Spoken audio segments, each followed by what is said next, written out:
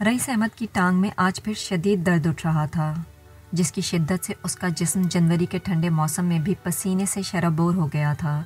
दांत भींचे, होंठ सुकेड़े, रईस अहमद बमुश्किल अपनी चीखें रोक पा रहा था और सरहाने बैठी उसकी बीवी नेकबख्त बेबसी से उसे देख रही थी। रईस अहमद के लिए दर्द का ये दौरा नया न था कि महीने में 2-3 बार ऐसा होता ही था। कब तक ऐसे बैठी रहोगी? उन्हें फ़ौरन अस्पताल लेकर जाना पड़ेगा। रईस अहमद की बीवी ने सोचा। वो अपने शौहर की आंखों में मोटे मोटे आंसू देखकर बहुत उदास और परेशान हो जाती थी कि वो कभी ऐसा ना था। वो तो हमेशा एक बाहिम्मत मजबूत इंसान रहा था। जाने क्यों अब ज़रा सी तकलीफ़ में इस कदर तड़प उठता है। रईस अहमद ने अपनी सारी ज़िंदगी बड़ी बहादुरी और रख रखाव से गुजारी थी। मुतवस्सत दर्जे की सरकारी नौकरी के बावजूद उसने अपने अकलौते बेटे और 2 बेटियों को अच्छी तालीम दिलवाई, बच्चियों की शादियां की जो अपने घरों में खुश खुर्रम थीं। उसका घर छोटा ज़रूर था, मगर जो पेंशन मिलती उससे ज़िंदगी मज़े में गुजर रही थी। दोनों मियाँ बीवी को कभी मौसमी बुखार के अलावा कोई बीमारी नहीं हुई थी। फिर 4-5 साल से ये टांग का दर्द उठने लगा जो उनका सारा सुकून तबाह कर देता। उठें रईस, अस्पताल चलते हैं। आप ज़रा हिम्मत से काम लें और दरवाजे तक आएं, मैं रिक्शा लेकर आती हूँ। नेकबख्त ने चादर ओढ़ के अपने मियाँ की पुरानी रिपोर्ट्स एक्सरे का लिफाफा पकड़ते हुए कहा। वो जानती थी कि दर्द से बेचैन रईस अभी हाय हाय करता जैसे तैसे भी हो उठेगा और गिरता पड़ता दरवाजे तक पहुँच ही जाएगा। फिर अस्पताल का कोई छोटा डॉक्टर या नर्स उसे 1-2 टीके लगा देगी, जिससे इसका दर्द ख़त्म हो जाएगा और वो भला चंगा उसके साथ पैदल ही घर आ जाएगा। मगर इस दफ़ा वो कुछ और ही सोच रही थी। रईस, अब की बार हम बड़े डॉक्टर को मिले बगैर वापस नहीं आएंगे, फिर चाहे इनका इंतज़ार करते कितनी ही देर क्यों ना हो जाए। मैं डॉक्टर से कहूँगी कि वो अच्छी तरह तुम्हारी टांग का मुआयना करे और दोबारा एक्सरे भी करवाए। आखिर बार बार ये दर्द क्यों उठता है? रिक्शे में बैठकर रईस अहमद की बीवी बोली।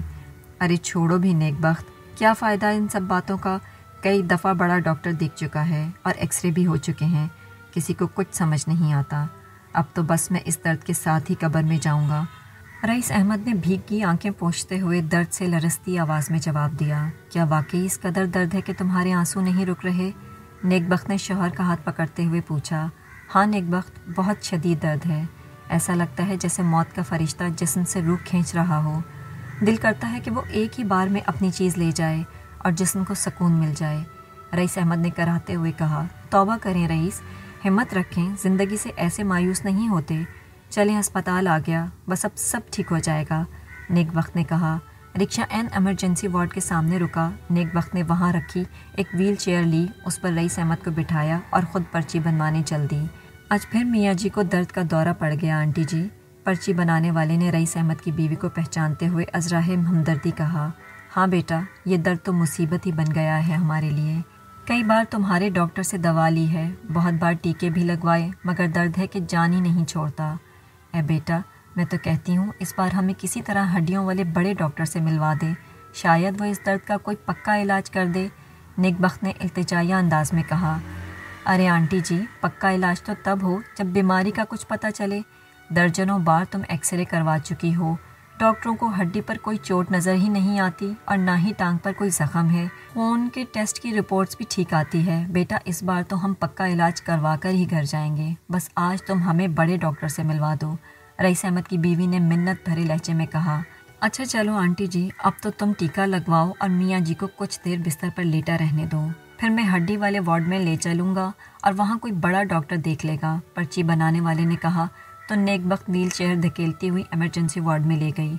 अंदर के मनाजिर उसके लिए नए न थे, जहाँ मरीज़ों से ज़्यादा उनके लवाहकीन का रश था।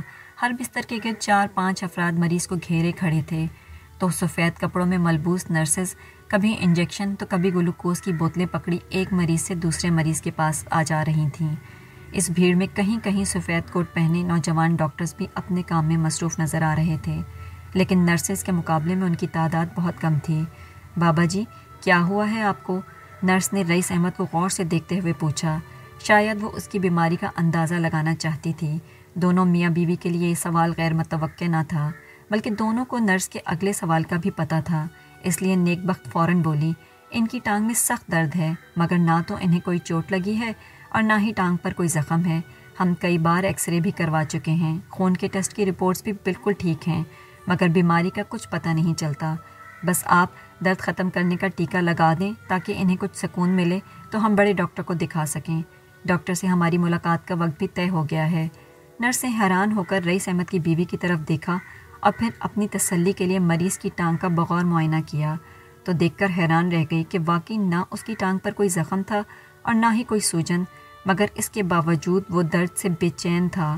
اچھا، میں ڈاکٹر صاحب سے پوچھ کر ٹیکہ لگا دیتی ہوں، اس نے بے یقینی کسی کیفیت میں جواب دیا۔ نرس نے ٹیکہ لگا کر کہا، بابا جی اب کچھ دیر میں آپ کو آرام آ جائے گا۔ یہ بات تو نیک بخت بھی جانتی تھی کہ اب کچھ دیر بعد رئیس احمد آنکھیں بند کر کے سونے کی اداکاری کرے گا، لیکن در حقیقت وہ کسی گہری سوچ میں کھو جائے گا۔ قریباً 1 گھنٹے بعد وہ دونوں پرچی والے کے ساتھ ہڈی وارڈ میں جا رہے تھے۔ رئیس احمد کی چال میں کوئی لڑکھڑاہٹ نہ تھی، وہ کسی صحت مند انسان کی طرح بڑے بڑے قدم بھر رہا تھا۔ نیک بخت، رہنے دو، کیا جانا بڑے ڈاکٹر کے پاس، دیکھو اب میں بالکل ٹھیک ہو گیا ہوں۔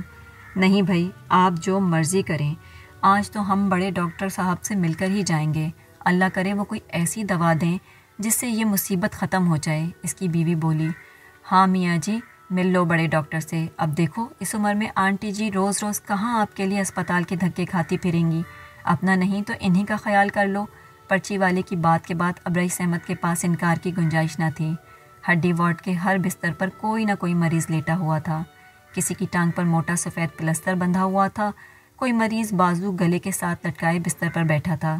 چند مریض تو ایسے بھی تھے جن کی دونوں ٹانگوں پر موٹا پلستر کر کے چھت پہ لگی آہنی سلاخوں سے باندھ دیا گیا تھا، لیکن اس وارڈ میں ایمرجنسی وارڈ کی طرح لوگوں کا رش نہ تھا۔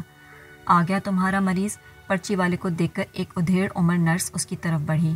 جی باجی آ گیا، بڑے ہی بھلے مانس ہیں، ویسے تو بابا جی بالکل صحت مند ہیں، مگر نہ جانے انہیں ہر 10-15 دن بعد ٹانگ کے درد کا دورہ کیوں پڑ جاتا ہے، پرچی والے نے بتایا۔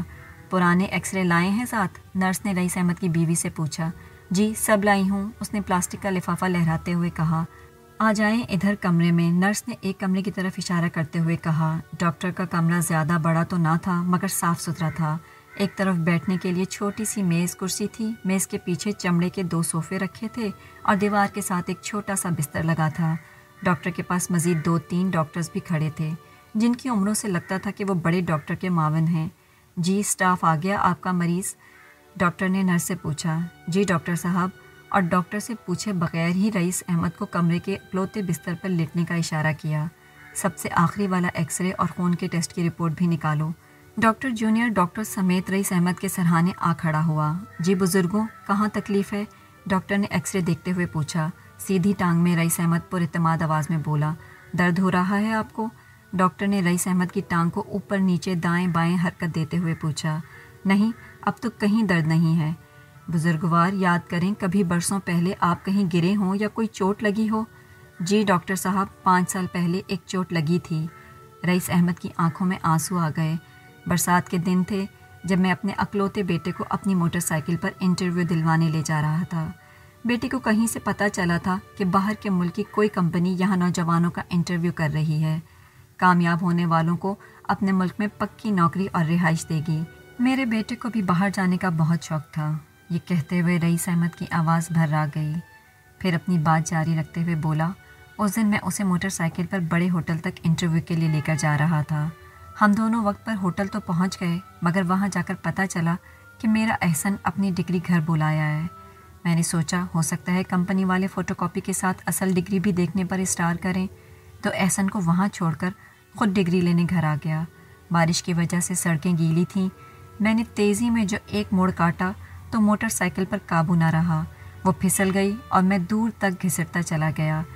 جب کھڑا ہوا تو میری دائیں ٹانگ میں شدید درد تھا، اتنا درد کہ میری آنکھوں کے آگے اندھیرا چھا گیا۔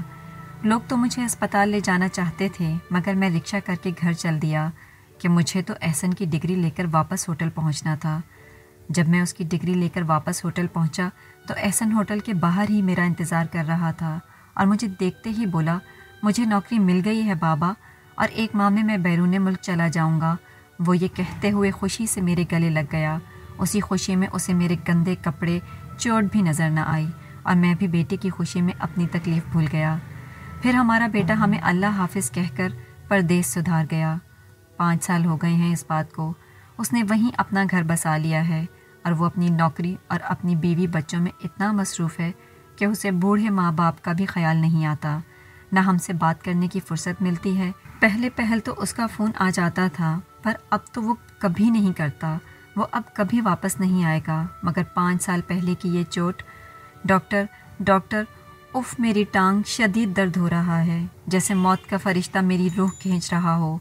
رئیس احمد کی چیخوں سے پورا ہڈی وارڈ گونج اٹھا۔ سٹاف، انجیکشن لاؤ، مریض کی حالت بگڑ رہی ہے، ڈاکٹر نے کہا۔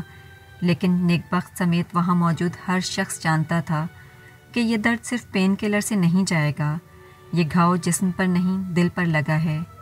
یہ مرض لادوا ہے۔